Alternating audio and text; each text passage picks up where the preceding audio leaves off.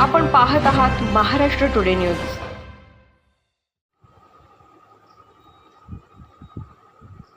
अमरावती प्रहार संघटनेचे संस्थापक अध्यक्ष आमदार बच्चू कडू यांना अमरावतीत प्रहारचे उमेदवार दिनेश बोब यांच्या नामांकन सभेत अज्ञात व्यक्तीकडून चिठ्ठीतून धमकी देण्यात आली आहे। जास्त उडउड करू नका, तुलाही केजरीवाल सारखं जेलमध्ये टाकू, नाहीतर उडवून टाकू, अशी धमकी देण्यात आली आहे। बुधवारी शहरातील नेहरू मैदानात प्रहारचे उमेदवार दिनेश बोब यांच्या नामांकनासाठी सभा आयोजित करण्यात आली होती। या दरम्यान कार्यकर्त्यांनी बच्चू कडू यांना खांद्यावर घेतले होते।